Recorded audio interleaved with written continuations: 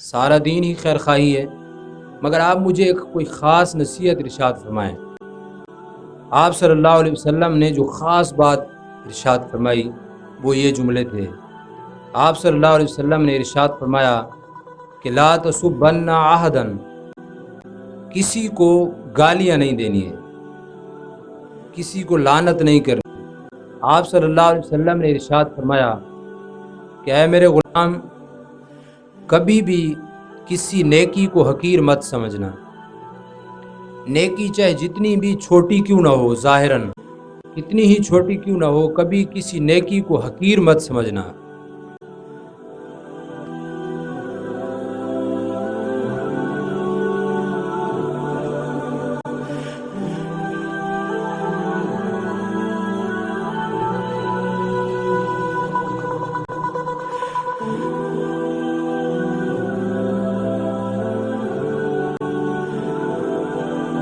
الصلاة والسلام على سید الانبیاء والمرسلین،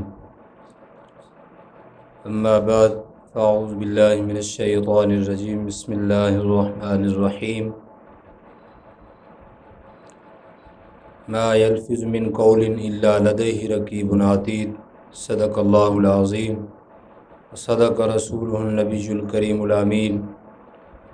ونحن علی ذلک لمن الشاہدین والشاکرین والحمد للہ رب العالمین۔ مل کر درود ابراہیم پڑھ لیجئے۔ اللہم صلی علی محمد وعلی آل محمد کما صلیت علی ابراہیم وعلی آل ابراہیم انک حمید مجید۔ اللہم بارک علی محمد وعلی آل محمد کما بارکت علی ابراہیم وعلی آل ابراہیم انک حمید مجید۔ سامعین محترم، حضرت جابر بن سلیم رضی اللہ تعالیٰ عنہ سے یہ حدیث پاک روایت ہے۔ آپ رضی اللہ تعالیٰ عنہ ارشاد فرماتے ہیں کہ میں نبی رحمت عالم صلی اللہ علیہ وسلم کی بارگاہ میں ایک مرتبہ حاضر ہوا، اور جب میں بارگاہ رسالت مآب صلی اللہ علیہ وسلم میں پہلی بار، یہ پہلا موقع تھا اور پہلی بار ہی تھا کہ میں بارگاہ رسالت میں حاضر تھا، اور میں اگرچہ ایمان لا چکا تھا مگر نبی رحمت عالم صلی اللہ علیہ وسلم کو ظاہراً چونکہ میں نے آپ کو نہیں دیکھا تھا، اس لیے میں آپ کو پہچانتا نہیں تھا۔ مجھے ظاہر اس بات کا علم نہیں تھا کہ محمد صلی اللہ علیہ وسلم کون ہے، مگر جب میں بارگاہ رسالت مآب صلی اللہ علیہ وسلم میں پہنچا تو میں نے دیکھا کہ لوگ مسلسل آپ صلی اللہ علیہ وسلم کی رائے کے مطابق ہی عمل کر رہے ہیں، اور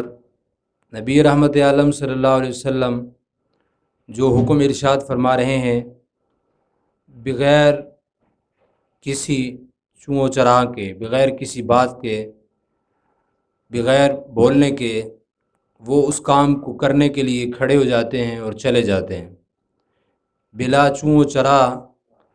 وہ عمل سر انجام دیتے ہیں۔ تو میرے دل میں یہ خیال آیا کہ یقیناً لگتے ہیں کہ نبی رحمت عالم صلی اللہ علیہ وسلم یہی ہوں گے۔ تو میں نے کسی صحابی سے پوچھ ہی لیا، میں نے کہا کہ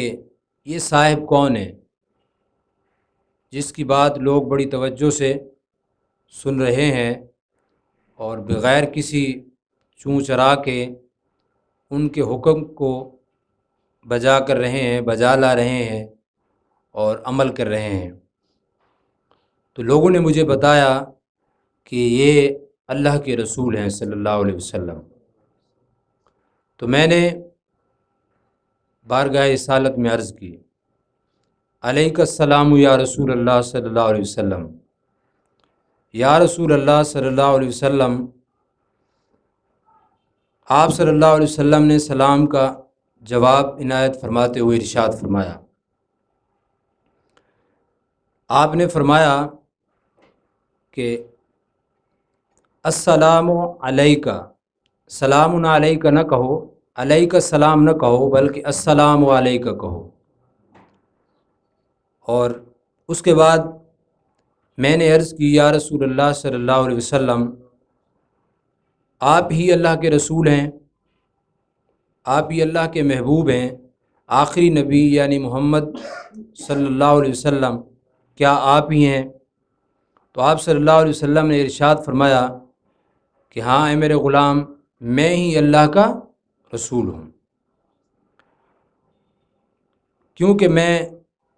پہچانتا نہیں تھا تو اس لیے میں نے عرض کی کہ یا رسول اللہ آپ ہی اللہ کے رسول ہیں، تو میں آپ کو نہیں پہچانتا تھا۔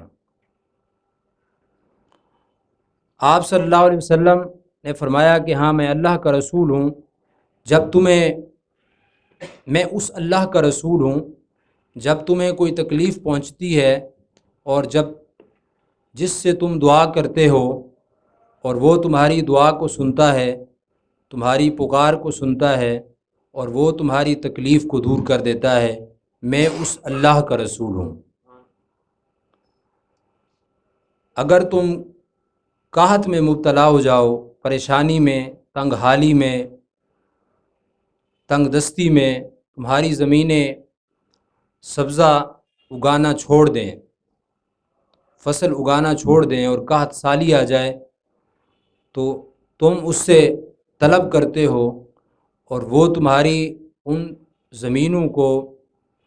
بنجر پن ختم کر کے ان کو یہ صلاحیت عطا کرتا ہے کہ وہ سبزہ اگاتی ہیں، میں اس اللہ کا رسول ہوں۔ میں اس اللہ کا رسول ہوں جو تمہارے لیے زمینوں کو سبزہ اگانے والا بنا دیتا ہے۔ اور جب تم کسی بے آب و گیاہ زمین جنگل میں پھنس جاتے ہو اور تمہاری سواری،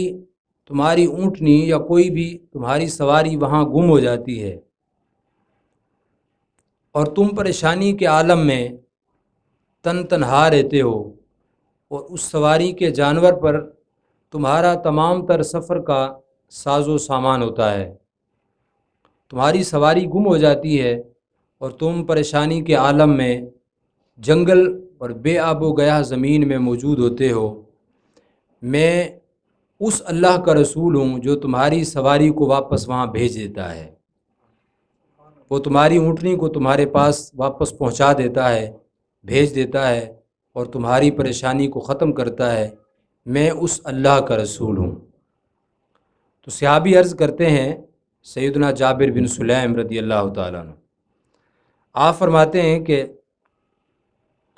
میں نے عرض کی یا رسول اللہ صلی اللہ علیہ وسلم، اے اللہ کے نبی، آپ مجھے کوئی نصیحت ارشاد فرمائیں، سارا دین ہی خیر خواہی ہے مگر آپ مجھے کوئی خاص نصیحت ارشاد فرمائیں۔ آپ صلی اللہ علیہ وسلم نے جو خاص بات ارشاد فرمائی وہ یہ جملے تھے۔ آپ صلی اللہ علیہ وسلم نے ارشاد فرمایا کہ لا تسبن احدا، کسی کو گالیاں نہیں دینی ہے، کسی کو لعنت نہیں کرنی، کسی کو برا بھلا نہیں کہنا۔ صحابی کہتے ہیں اس کے بعد میں اپنی ساری زندگی میں جب تک میں حیات رہا، میں کسی مسلمان کو تو دور کی بات ہے، کسی انسان کو تو دور کی بات ہے، میں نے کبھی اپنی سواری یعنی اونٹ کو بھی کبھی گالیاں نہیں دی ہیں۔ یعنی میں نے اس نصیحت کو اپنے پلے میں اس طرح باندھ لیا ہے اور اپنے ذہن میں اس طرح محفوظ کر لیا ہے کہ آپ صلی اللہ علیہ وسلم کا یہ ایک جملہ کہ آپ نے ارشاد فرمایا کہ لا تسبن احدا، کسی ایک کو بھی گالی نہیں دینی ہے، تو اس کے بعد میں نے ساری زندگی اس جملے کو اپنی زندگی میں اس طرح اپنایا ہے، انسان تو بڑی دور کی بات ہے، میں نے کسی جانور کو بھی گالیاں نہیں دی ہے۔ جس طرح لوگ اپنی سواری کو اور اونٹ کو چلاتے ہوئے، جانور کو ہنکاتے ہوئے جب وہ سست رفتار ہو جاتا ہے تو پھر مارنے کے ساتھ ساتھ گالیاں دیتے ہیں، میں نے کبھی اپنی سواری کو بھی گالیاں نہیں دی۔ اس کے بعد آپ صلی اللہ علیہ وسلم نے ایک اور نصیحت ارشاد فرمائی، آپ صلی اللہ علیہ وسلم نے ارشاد فرمایا کہ اے میرے غلام، کبھی بھی کسی نیکی کو حقیر مت سمجھنا۔ نیکی چاہے جتنی بھی چھوٹی کیوں نہ ہو، ظاہراً عملی اعتبار سے کتنی ہی چھوٹی کیوں نہ ہو، کبھی کسی نیکی کو حقیر مت سمجھنا۔ اس کے بعد ارشاد فرمایا، حتیٰ کہ آپ نے ارشاد فرمایا کہ جب تم اپنے کسی بھائی سے ملو تو خندہ پیشانی سے ملو، یہ بھی ایک نیکی ہے، اس کو بھی حقیر نہیں سمجھنا ہے۔ کسی نیکی کو حقیر نہیں سمجھنا۔ بے شک کسی بھائی سے خندہ پیشانی سے ملنا یہ بھی ایک نیکی ہے۔ اس کے بعد آپ صلی اللہ علیہ وسلم نے ارشاد فرمایا، تیسری نصیحت ارشاد فرمایا کہ اپنا تہ بند، اپنی شلوار، اپنا تہ بند کبھی بھی گھسیٹ کر نہیں چلنا، یعنی ٹخنوں سے نیچے اس طرح کہ جس سے تکبر ظاہر ہوتا ہو۔ کبھی بھی تہ بند کو ٹخنوں سے نیچے کر کے گھسیٹ کر نہیں چلنا، اس لیے کہ یہ تکبر کی علامت ہے، تکبر کی نشانی ہے۔ اس لیے آپ صلی اللہ علیہ وسلم نے ارشاد فرمایا کہ اگر کوئی شخص تمہیں گالی دے یا تمہارا عیب بیان کرے تو ارشاد فرمایا کہ اسے جو تمہارے اندر نظر آتا ہے وہ عیب تمہارا بیان کرتا ہے، اس کے باوجود بھی اس عیب کو بیان کرنے کے جواب میں تم نے اس کا کوئی عیب نہیں بیان کرنا اور اس کو گالیاں نہیں دینی ہے، اس لیے کہ اس کا وہ عیب بیان کرنا یا اس کا وہ تمہیں گالی دینا، اس کا وبال اس کی اپنی ذات پر ہے، اس کا گناہ اسی پر ہے۔ تمہیں جب تک تم جواب نہیں دو گے، جب تک واپس جوابی کارروائی نہیں کرو گے، جب تک اس کے اس گناہ کا وبال اور بوجھ اسی کی ذات پہ رہے گا، اس لیے کسی کو جوابی کارروائی میں گالیاں بھی نہیں دینا۔ سامعین محترم، جو خاص بات ہم آپ کی بارگاہ میں عرض کرنا چاہتے ہیں اور آپ کو گوش گزار کرنا چاہتے ہیں، وہ ہے زبان کی آلودگی۔ اپنی زبان کو گالم گلوچ سے ناپاک کرنا، گندا کرنا، عیب دار بنانا، بدبودار بنانا۔ اللہ رب العزت نے اس زبان کو، اس زبان کے لوتھڑے کو اپنے اور اپنے محبوب کے ذکر کے لیے بنایا ہے۔ کسی کو گالیاں دے کر یا کسی کے جواب میں گالیوں کی کارروائی، جوابی کارروائی کر کے اپنی زبان کو فقط بدبودار ہی بنایا جا سکتا ہے، اور ظاہری طور پر تھوڑی دیر کے لیے یہ دل میں سکون محسوس ہو سکتا ہے کہ شاید میں نے بدلہ لے لیا ہے، حقیقت میں یہ بدلہ نہیں ہے۔ ہمارے گھروں سے لے کر ہمارے آفس تک، ہماری مارکیٹنگ میں، حتیٰ کہ روڈ پر چلتے ہوئے بھی کسی کی تھوڑی سی غلطی پر بھی چلتا ہوا آدمی بھی، جو اس کو جانتا ہے یا نہیں جانتا بہرحال، اور اگر کچھ بھی نہیں کر سکتا تو ساتھ میں گزرنے والے آدمی کو، اگرچہ اس کی غلطی ہے کہ اس نے غلط ٹرن کیا ہے، آپ کو پریشانی ہوئی، ہم اور تو کچھ نہیں کر سکتے، مگر چلتے روڈ پر بھی ہم جانے والے مسلمان کو گالیاں دیتے ہیں۔ جانور تو جانور رہے، ہم انسان، اور پھر انسان کے مسلمان کو گالیاں دیتے ہیں، اور مسلمان ہم اپنے دوست کو بھی گالیاں دیتے ہیں، بھائی کو بھی گالیاں دیتے ہیں، حتیٰ کہ ہم اپنے والدین کو بھی گالیاں دیتے ہیں۔ ہم سوچیں گے کہ والدین کو کیسے گالیاں ہیں، تو بارگاہ رسالت مآب صلی اللہ علیہ وسلم میں صحابہ کرام موجود تھے۔ حضرت عبداللہ بن عمر رضی اللہ تعالیٰ عنہ اس حدیث پاک کے راوی ہیں۔ آپ صلی اللہ علیہ وسلم نے ارشاد فرمایا کہ ان من اکبر الکبائر ان یلعن الرجل والدیہ۔ ارشاد فرمایا کہ بڑے گناہوں میں سے کبیرہ گناہوں میں سے ایک بڑا گناہ یہ ہے کہ انسان اپنے والدین پر لعنت کرے، اپنے والدین کو گالیاں دے۔ صحابہ اکرام نے بڑی تعجبانہ انداز میں عرض کی کہ یا رسول اللہ صلی اللہ علیہ وسلم، ہمارے ماں باپ آپ پر قرباں ہوں، بھلے یہ کیسے ہو سکتا ہے کہ ایک مسلمان اپنے والدین کو گالیاں دے؟ یہ کیسے ممکن ہے؟ نبی رحمت عالم صلی اللہ علیہ وسلم نے ارشاد فرمایا، اے میرے غلام، جب انسان کسی کے بھی والدین کو گالیاں دیتا ہے، گویا اس نے اپنے والدین کو گالیاں دی، اس لیے کہ جوابی کارروائی کے اندر سامنے والا اس کے والدین کو گالیاں دیتا ہے۔ گویا پتہ یہ چلا کہ اگر تم اس کے والدین کو گالیاں نہ دیتے تو وہ جوابی کارروائی میں تمہارے والدین کو گالیاں نہ دیتا، تو اس طرح تمہارے اس عمل کی وجہ سے تمہارے والدین کو گالیاں پڑ رہی ہیں، گویا کہ تم ہی خود اپنے والدین کو گالیاں دے رہے ہو۔ دوست کو گالیاں دیتا ہے، ہمارا تکیہ کلام ہے۔ گلیوں میں کھڑے نوجوان دوست کسی سے پوچھیں کہ بھائی گالیاں کیوں دے رہے ہو، سامنے والا ظاہراً نظر تو نہیں آتا کہ اس نے آپ کو کوئی تکلیف دی ہو،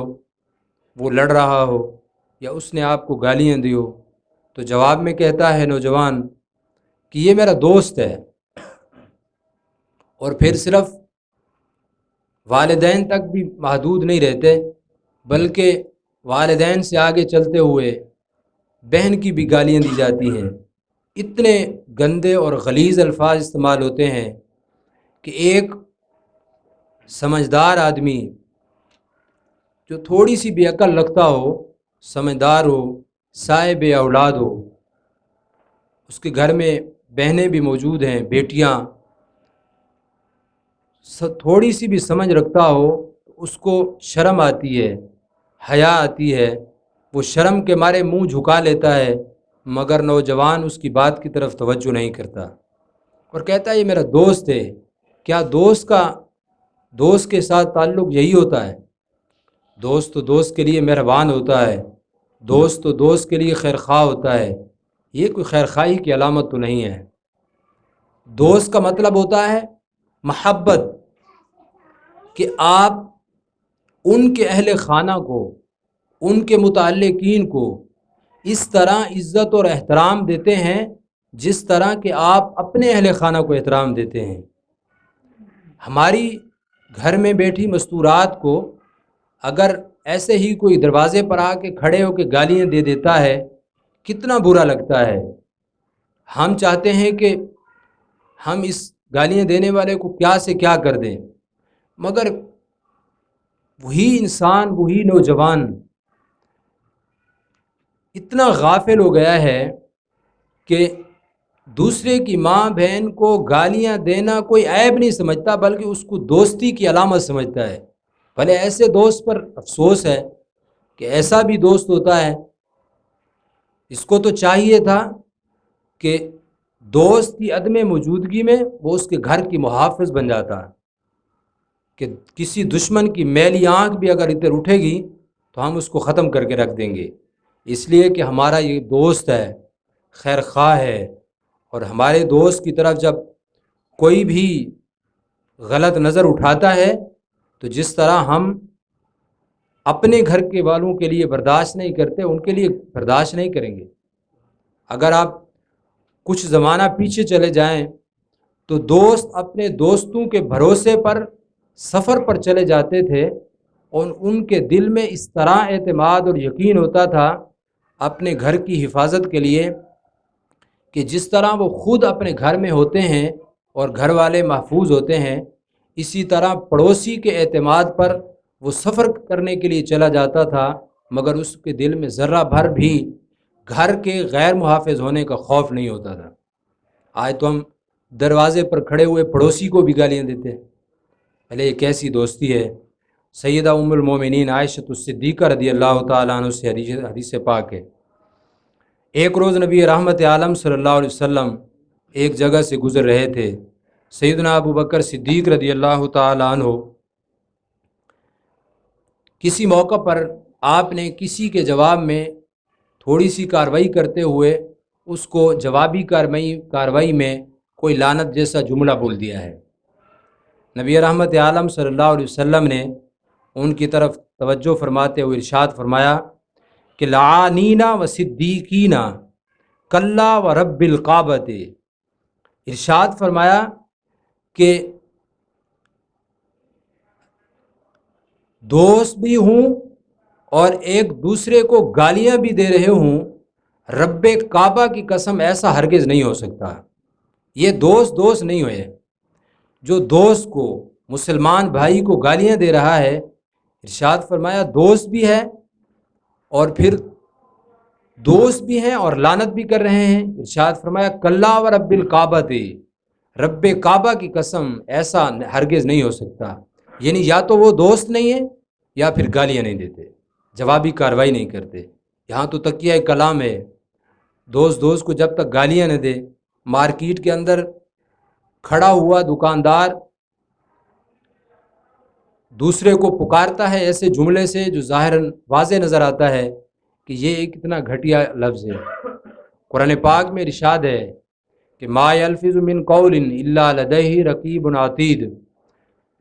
اس زبان کی حفاظت پر بھی ایک فرشتہ بیٹھا ہوا ہے، وہ سب کچھ لکھ رہا ہے۔ کل قیامت کے دن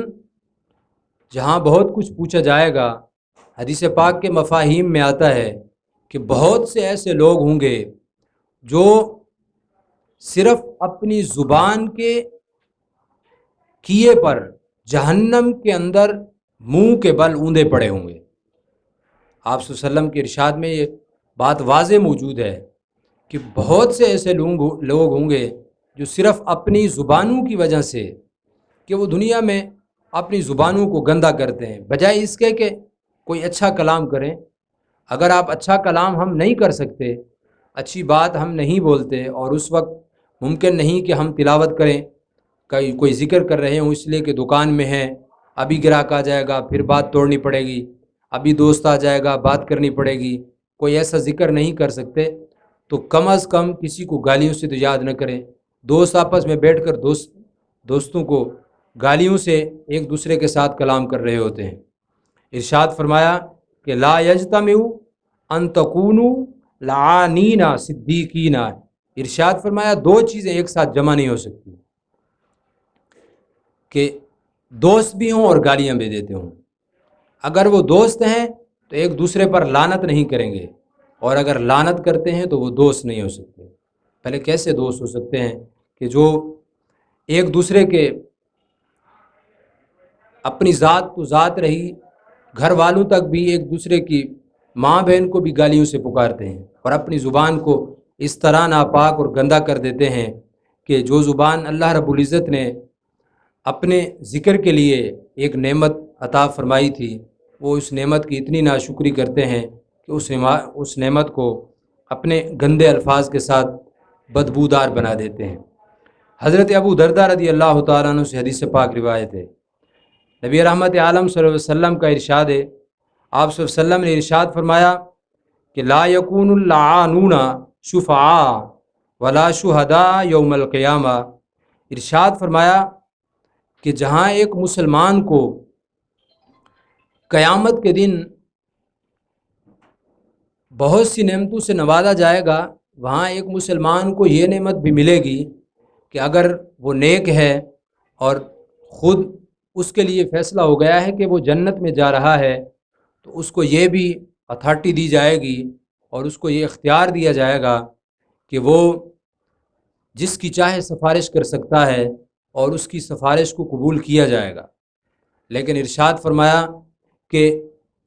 جو دنیا میں ایک دوسرے کو لعنت کرتے ہیں، گالیاں دیتے ہیں، ایک دوسرے کو برے الفاظ اور برے القاب سے یاد کرتے ہیں، قیامت کے دن ان کو اس نعمت سے بھی محروم کر دیا جائے گا، اور ان کی شفاعت اور سفارش کسی کے حق میں بھی قبول نہیں ہوگی۔ آپ صلی اللہ علیہ وسلم نے زبان کے حوالے سے کثرت کے ساتھ ارشاد فرمایا ہے۔ میں آپ کو ایک آخری بات عرض کرتا ہوں، نبی رحمت عالم صلی اللہ علیہ وسلم حضرت انس رضی اللہ تعالیٰ عنہ سے یہ حدیث پاک مروی ہے۔ نبی رحمت عالم صلی اللہ علیہ وسلم نے ارشاد فرمایا، لا یستقیم ایمان عبد حتی یستقیم قلبہ ولا یستقیم قلبہ حتی یستقیم لسانہ ولا يدخل الجنۃ رجل لا یأمن جارہ بوائقہ۔ ارشاد فرمایا کہ نبی رحمت عالم صلی اللہ علیہ وسلم نے ارشاد فرمایا کہ کسی بھی انسان کا ایمان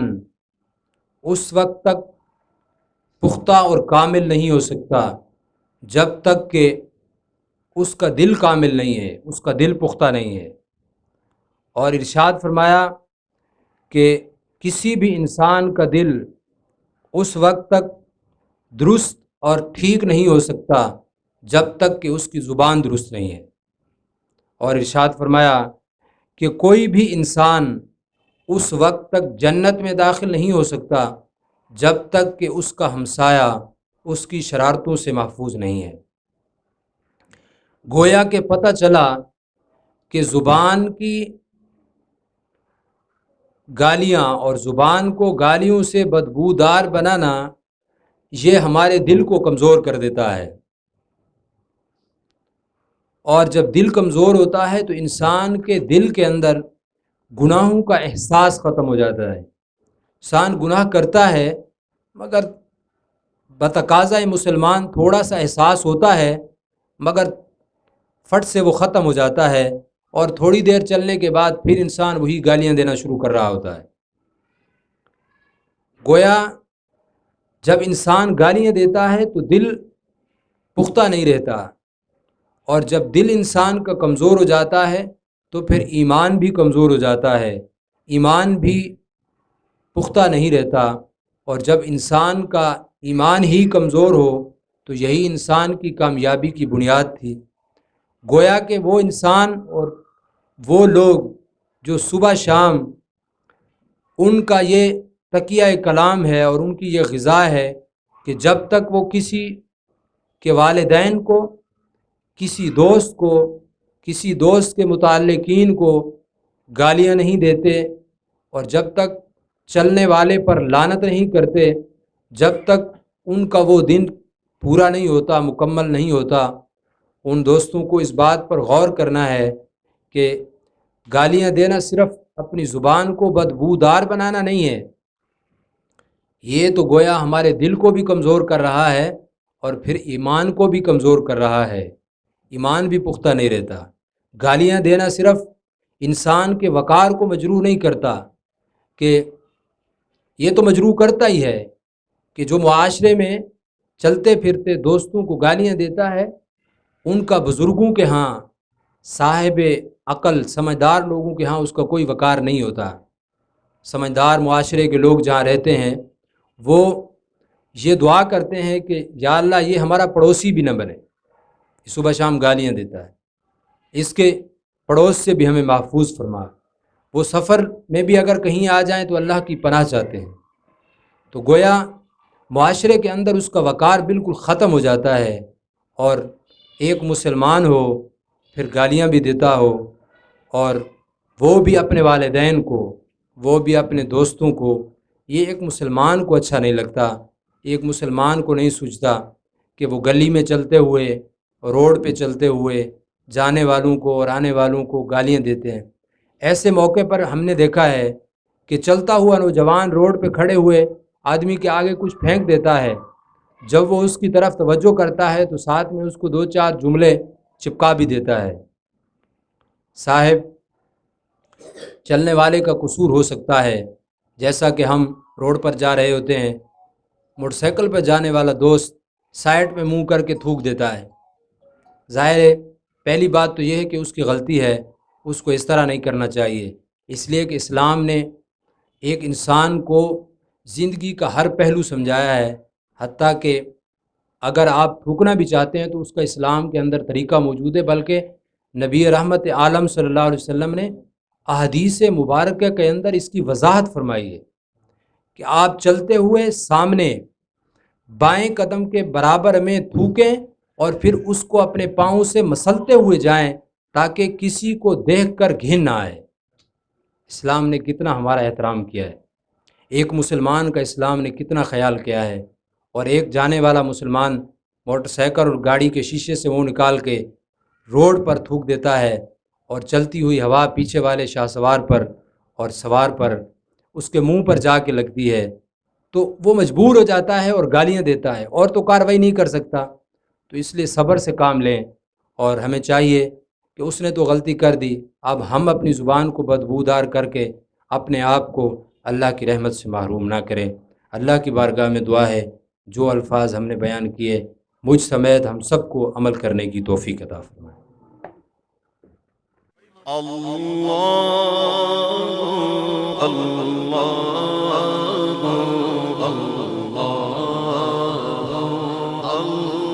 اعتقاد کی خرابی یہ خرابی نہیں ہے، اعتقاد کی خرابی یہ ہے کہ بندہ اللہ سے ٹوٹ جائے، بندہ اللہ سے دور ہو جائے۔ اعتقاد کی خرابی یہ ہے کہ حضور سے تعلق امتیت کو ختم کر دیا جائے، کہ ہم غلط ہیں، ہم رونگ سائڈ چل رہے ہیں، ہم غلط راستے پر چل رہے ہیں، ہمیں اپنی آنکھیں کھولنی ہوں گی، غفلت کی چادر اتار پھینکنی ہوں گی، معاشرتی حقوق کو اہمیت دینی ہوگی۔ جس دل میں حسد ہوگا اس دل میں کبھی سکون نہیں آئے گا، حسد کو ختم کرنا پڑے گا۔ سید پیر مہر علی شاہ صاحب رحمۃ اللہ تعالیٰ علیہ ولایت کے اس کامل درجے پر فائز تھے کہ آپ کے در سے ولایت تقسیم ہوتی۔ یبلغن عندک الکبر احدہما او کلاہما، بڑھاپے کو پہنچ جائیں تو اتنی خدمت کرنا، اتنی خدمت کرنا، اتنی خدمت کرنا کہ دیکھنے والا اف کہہ دے مگر تمہاری زبان سے اف نہ نکلے۔ اپنے گھر کا ماحول خیر و برکت والا صرف وظیفوں سے نہیں ہوگا، بلکہ اس کے لیے